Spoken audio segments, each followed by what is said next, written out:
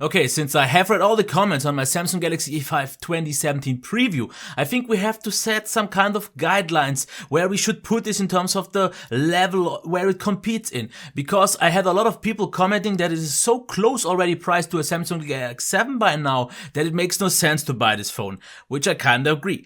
But then there were also a lot of people from regions where they said that the S7 still is a lot more expensive and it actually fits kinda in between as a kind of in between a mid-ranger and a premium mid-ranger and then the flagship. So it makes sense. So what you have to do now when I'm going into the review is to kinda know for yourself where you are. Of course, the closer it gets to the S7, the more problematic it gets for this to be a great buy. But if the difference is bigger, this phone definitely could make sense. And just in case you are wondering how it compares to the A5 2016, and comparison to that will come. And if you want to know how this one compares to the S7, this will come as well. In case you are wondering how does it compare the S7 with the A5 2016, I've already made this video. Not quite sure if that's necessary to do it once again, but maybe I will mention it. But I think it's now time to get into the actual thing, the design. And since I read all the comments, I know a lot of people said it looks kind of cheap, and I have to agree, the color is definitely not the best one because it looks a little bit plasticky, but it is glass, and it has, in my opinion, pretty much the exact same build quality as the S7. This means super premium, super solid, amazing. The glass feels great, we have the great curve here on the back, and it feels great in the hand, but it also feels a little bit wider than the S7, but therefore a little bit thinner. But I will get into how it compares to the S7 in that specific review. But I just have to say, I love the build quality. It is great. I love the fingerprint reader because now you don't have to actually press it, just tapping or holding work. One thing that I have to mention though is, as you can see here, if I turn on the screen with the button, it works quite fast. But as you can see here, the fingerprint reader on its own actually works really, really fast. But the time it takes to actually turn on the screen is a little bit long. So this is something just that I wanted to be pointed out. Of course, glass on glass. Either you like it or you don't like it. I personally love it because for me it actually is more grippy than any metal phone or so. But this is definitely something you have to decide for yourself. Here we have the LED and the camera. On the top we have the microphone.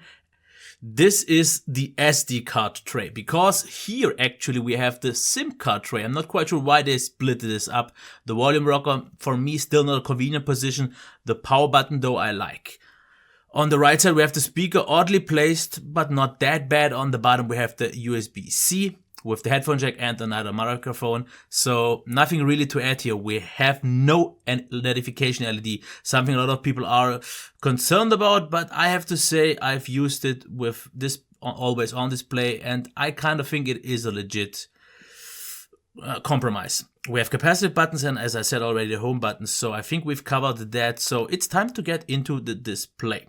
And I will just say one thing. I think it is gorgeous. Because 1080p, high quality, and with the screen modes you can change it from adaptive to AMOLED Cinema, AMOLED 4K Basic. All of those look maybe a little bit nicer, especially maybe something like this looks more natural, but I love the adaptive display because it gives it that boost that I want from an AMOLED display. This is exactly what I want. I would say maximum brightness is good, maybe to very good. It wasn't that bad, but it wasn't also the very best one. Blacks, of course, due to AMOLED are amazing. Viewing angles are super stable as well. And I like the colors. Yes, they are oversaturated quite a lot though, but not as bad as in the past. And especially videos for some reason actually managed to look quite good. But what you will notice that videos, especially darker areas, definitely get kinda too deep and is losing out on the details. But I love the display. It is gorgeous, and I actually did a side-by-side comparison with the S7 and it can pretty much hold up just as good. Now let's talk about the speaker.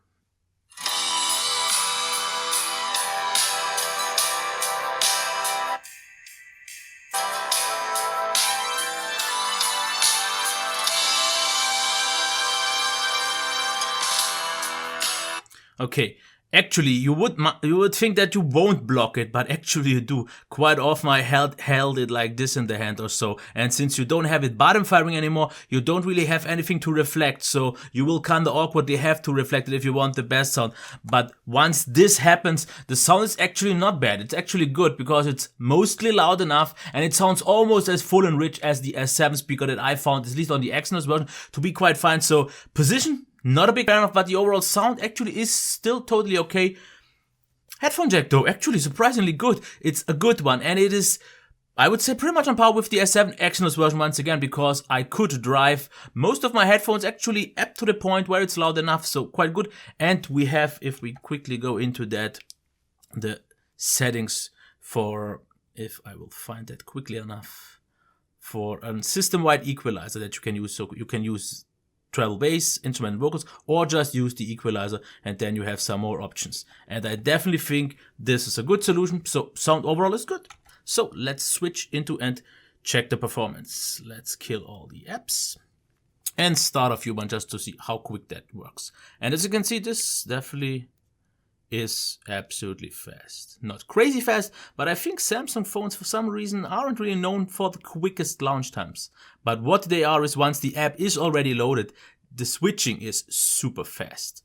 So what about the browsing? Let's give it a few seconds to render the site, and it is done. And one thing that I've noticed now, maybe it could, as you have maybe seen, just lag a little bit, because what I've noticed, if you newly launch an app, it has some kind of, I would like to call it jumpstart lag, because the first moment, the first scroll, it just a little bit lags, but once that is finished, it's usually actually very smooth. As you can see, a little bit of lag, and then, as you can see here now, I think it performs really, really nice. And I would say it's actually very, very close to the S7. I did it side by side.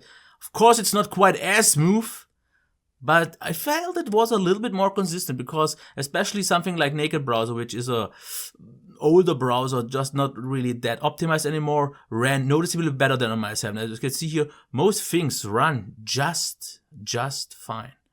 Not really anything to complain here. Even the multitasking was quite nice.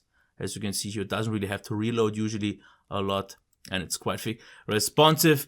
So I definitely like the performance. Not quite sure where I should put it, because it's not quite on a flagship level, but the general daily use experience is actually very close, and it is a little bit more consistent than the S7, even though maybe not always that extremely smooth. But I would say it's an almost 2016 flagship grade performance.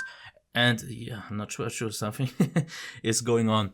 Gaming performance, absolutely top it. This is pretty much on an S7 level, since we don't have to push 1440p, just 1080p, and then all games run very smooth, very consistent.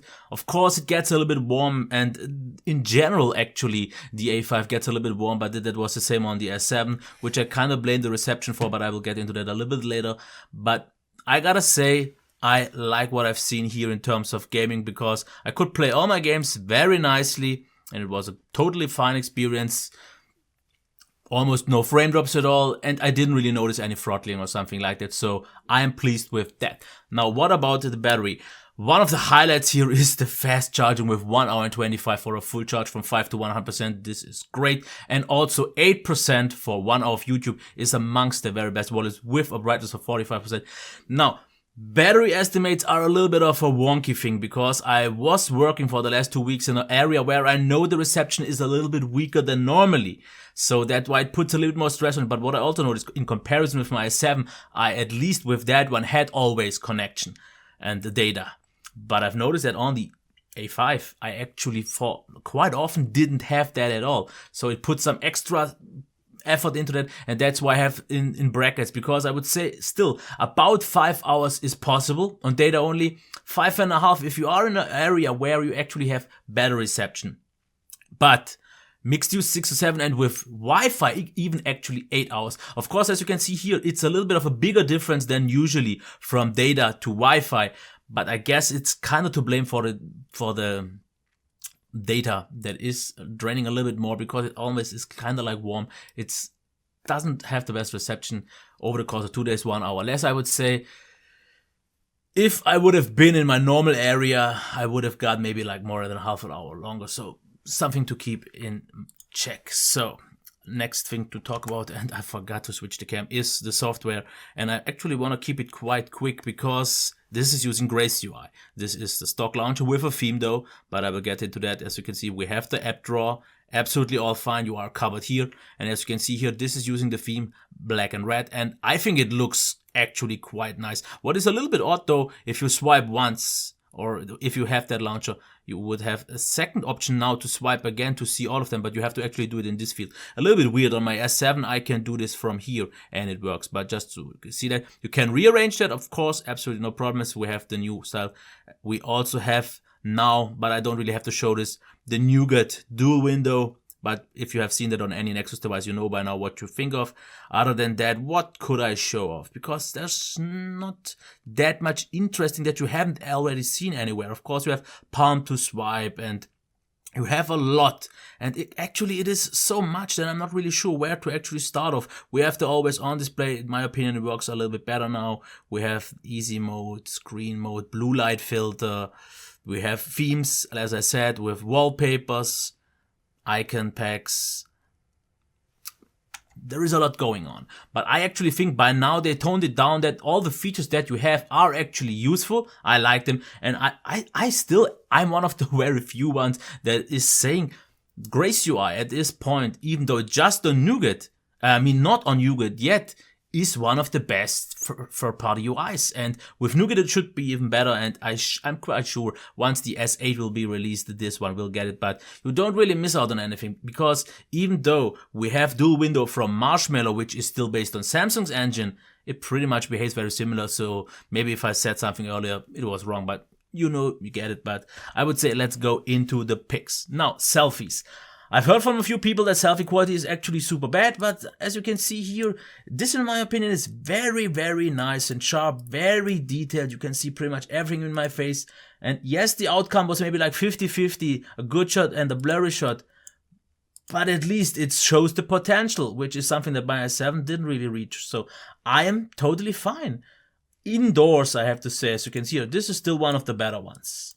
But there, the chances to get a good one is actually low, because as you can see, this is blurry, this one is blurry again, and this one is blurry again. This one was quite okay. But as you can see, this is where it gets a little bit worse. And here we can see the selfie video cam, and I think this is totally fine. It looks sharp, it looks still quite detailed, exposure seems fine, very smooth. So I'm not quite sure what the other people have a problem with, but I'm actually totally fine with that. Now, here a low light pic with the flash, actually super detailed, really like that. And here without, still totally fine. But yeah, a lot of people are complaining about the lack of OIS compared to the last version, the A5 2016. And yeah, you notice that in terms of, you just have to keep your hands a lot more steady, otherwise you will get a lot more blurry shots. And this is the same goal for outside. So your ratio of good and bad shots just gets a little bit weaker than maybe on some other phones, but the quality itself, I have to say, is still top.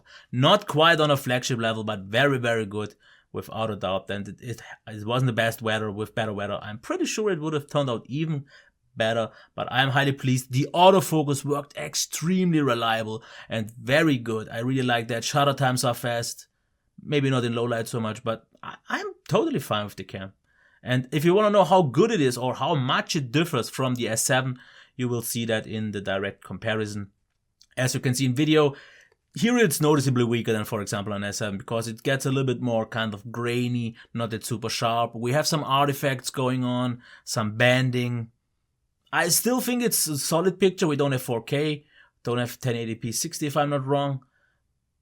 But at least the autofocus works super reliable, and like that, as you can see here, quite subtle, absolutely nice. Since we don't have OIS, also you will see that me walking now is a little bit shaky, obviously, but I'm okay, because as you can see, even small objects focus super reliable. So I definitely like this a lot.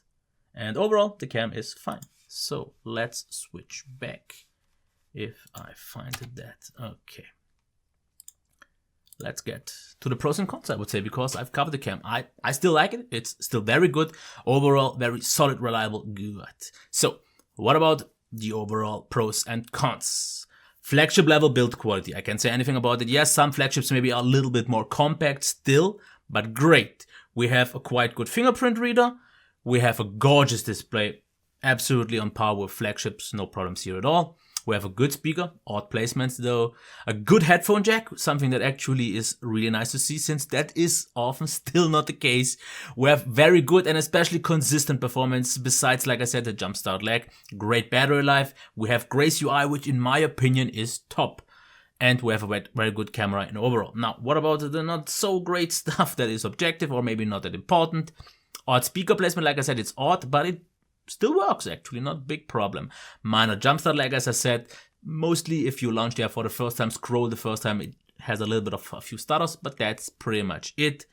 Still a marshmallow, I've said it, even though I think you don't miss out on much, because I have Nougat on my S7 running side by side. I don't really notice so much because Marshmallow from Samsung was already that advanced and superior to Nougat in some ways that it now on par doesn't really change so much. So I'm fine with that. Inconsistent cam quality, this just means that you have more blurry shots than maybe usual, mostly due to the lack of OIS, but the shots can be good. The potential is absolutely there. Weak reception could have an impact if you are in an area where you already have bad connection, then the battery will suffer from that, because I've noticed this on my S7. On mobile data, battery life compared to other phones sucks quite a lot. And then we have the value for now, which already I would say kind of brings me to my verdict. Can I recommend it? Here's the thing. I actually still can, because the downsides aren't as big, and I said that in the beginning, live in an area where the difference to the S7 is still quite high, it is a legit phone, because it is overall very close to a flagship, even though it's just not even positioned as one. In case you think about the A5 2016, if you save a lot more money, it is still a valid choice. Of course, in the direct comparison, you will see how good exactly. And you have to know for yourself if you want to spend the extra money. There are some benefits for it, different design and a few other things. But I think it's, of course, in terms of value, not on the same level compared to an OnePlus 3T or an Exynos 7 or a phone similar in this price range or an Honor 8. Just because it is still noticeably higher priced. I think once the price goes down to, I would say if it comes down to like $350, the recommendation is even easier, because it is in some ways for me better than the S7, because I get most of the same qualities, but I get noticeably better battery life, the better fingerprint reader, and the rest is actually quite similar, so you don't lose out too much. So if in an area where the S7 is quite closely priced, and if you don't need the battery life, of course, the S7 overall is still the better one due to the better camera. The display is still a little bit nicer. It is sometimes a little bit smoother, even though not so consistent. But the bigger the difference gets, the more expensive or the higher price the S7 is, the better the chances are that you could buy this without a problem if you want to stay on a Samsung phone. Other brands in this kind of price range offer more, and you just pay a little bit extra of some kind of Samsung extra. But for a lot of people, that's fine. I don't really see too much of a problem. I still like the phone, definitely a lot. And if I wouldn't have either one, same price, there are benefits, especially the battery life. Camera isn't important for me, so I get you get it. And I've actually forgot it in the first part. A big thanks to Cyberport for the review unit, so I got it quite early in time after release. Thanks for that. And otherwise, you know the rest. I don't want to make it too long.